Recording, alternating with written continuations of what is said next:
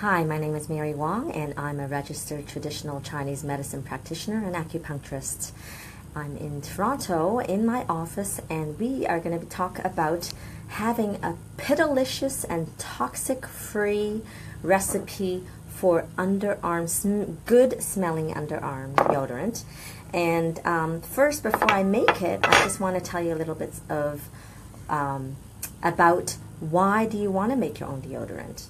Well, first of all, in especially in the Europe, they've banned a lot of substances. And what's interesting is that I found that when I was in Europe, there were no antiperspirants. And what antiperspirants are, the function is to clog, block, close the pores. And they use powerful astringents, which would include aluminum salts. And unfortunately, aluminum and parabens are often found within antiperspirants, as well as some non-natural deodorants. So really, you don't want to be using them because it can be cancer producing, it can cause birth defects, and it could even cause organ failure. So that's why it motivated me to do this post, along with the fact that when I was on Facebook, I was perusing my Facebook group, which is for acupuncturists, and one person piped up and said, hey, what's the best natural deodorant? So here's my contribution. And I have 3 containers. And I went today and I bought arrowroot powder, or flour, whatever you would call it.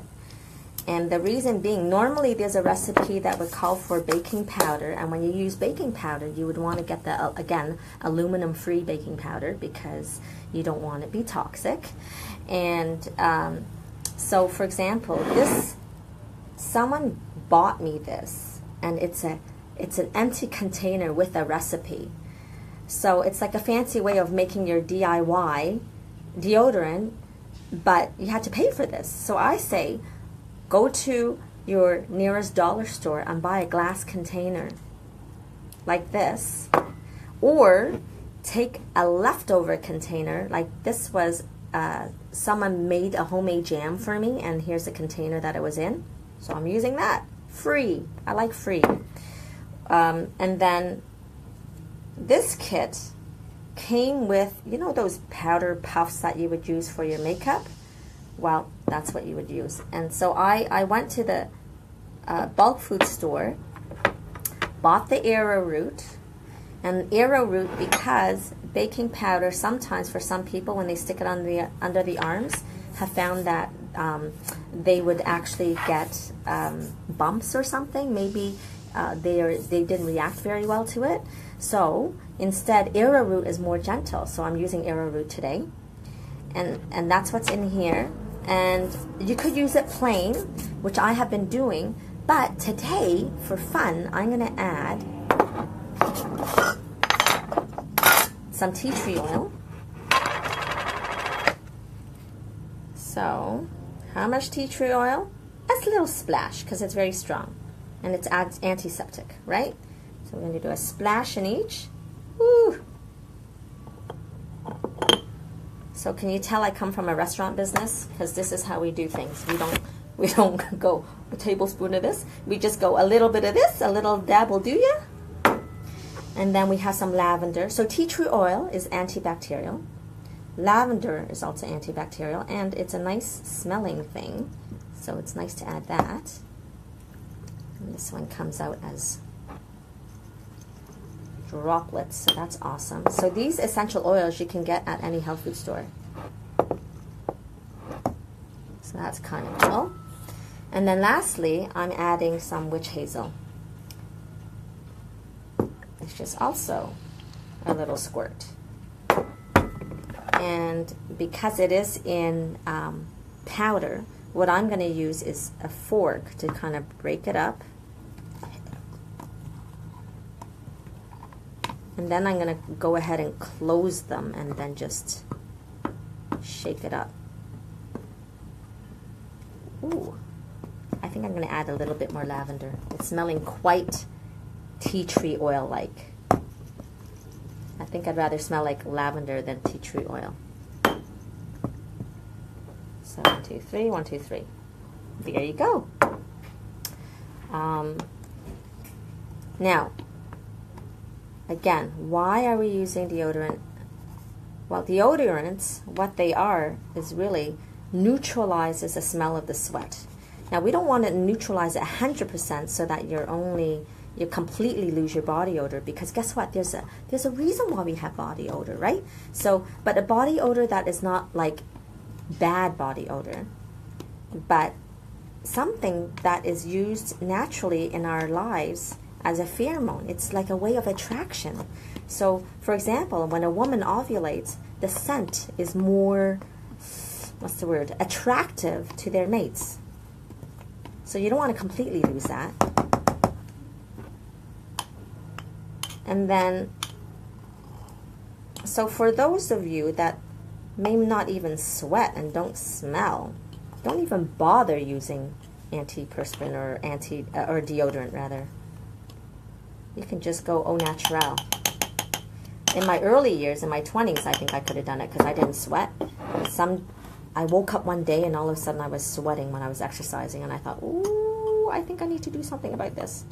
So I've been using this for a very long time, but I'm getting fancy with you. Before I was just literally using baking powder that's aluminum free. Easy peasy, but makes a little bit of mess. All right, so this is all I'm going to do. Very, very easy. I'm going to shake it up. We're going to close this one and shake that up. And it's a nice gift. If you have like fancy containers, you can make it as a nice gift for people. And it's so cheap and fully appreciated, fully practical and functional. See, I'm literally making a mess because the powder gets a little messy. So speaking of which, for actual practice and use, well, what are you going to do, right? So with this little container, I say you can stick a couple of holes in it, and then you would put some on some kind of a tray, and then use either like a puff, like a makeup puff that you can buy cheaply anywhere, or use a brush, like a makeup brush. And I think makeup brush, if I was to get the right one, you can buy ones with a large head. And I say this is actually better than a puff, because when you do it, it sticks onto the brush and it doesn't make a mess. The puff, I find, will still make a mess. So I haven't been using the brush, but this is just my innovative idea as I start today. And then what you can do is literally go under your shirt and brush your underarm. Fresh. I think it's really awesome. So all you need to do is maybe, well, you're going to be using it once a day, maybe for some more than once a day. You would just need to clean this brush, right? Maybe soapy water, natural soapy water, or as one of my colleagues says, baby shampoo. Wash that, dry it, and that's it. Now, I will say, because it is powder, and if you like to wear black, that's why I say maybe not the puff as much, because it might be a little messier. So I think this is where the blush brush is better. And my other recommendation is to put it on after your clothes are on, because otherwise, if you put this powder on under the armpit and then put your clothes on top, what will happen is you'll get white on your colored clothing, and that will get messy. So you don't want to do that. So that's it. It is so easy. You smell good, and it works because it'll keep you dry, and it'll prevent the ring that you can get here, and it'll actually smell good. Now, so for those that have hyperhidrosis, I think it will work, because again, it'll prevent the ring because it is a powder, so it's drying. But the overactive sweat glands of a person with hyperhidrosis, it is continuous. So I don't know if you'd want to carry it with you so that you can just apply and reapply, and also maybe bring a towel so you can dry yourself up before you put it on. Okay, because really the alternatives for hyperactive sweat glands, not great. Botox, which is basically to block nerve signals and prevents sweating. And then surgery also permanently blocks nerve signals, also not great. But what I have found, or what I've heard, is that the sweat has to come out somewhere. So what happens is these people are now sweating in different places. So instead of sweating more through their armpit, they're sweating more through their head or chest or palms and feet. So not great. And there are drugs that people use, also not great, and side effects, also not great. And oh, by the way, so what options are there when you buy, right? So they do have powder to buy. They do have mists that are toxic free to buy. They have sticks that are toxic free to buy. Toms, I don't mind, but you know what? I don't think it works that well. So I say this works much better and cheaper, right? And you can make a batch, and that's that. What else do they have? Oh yes, some people use mineral rocks that you can get at a health food store. I tried it. Doesn't work very well at all. And consider that some of the mineral rocks also can have aluminum salts, and that's not good for you. So be aluminum free, paraben free, and make this easy peasy, and then you can give it to your friends as a gift. That's it for my post. And next week, Wednesday, 8 p.m. Eastern Standard Time, I will have a guest. Her name is Maria Vel. Sorry if I'm saying your name wrong, but she has she's a makeup artist and is into green beauty.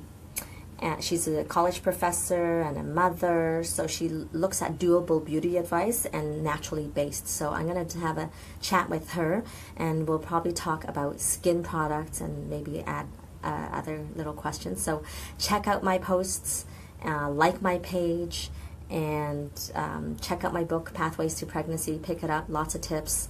And we shall see you Wednesday, 8 p.m. Eastern Standard Time. Have a great day. Bye.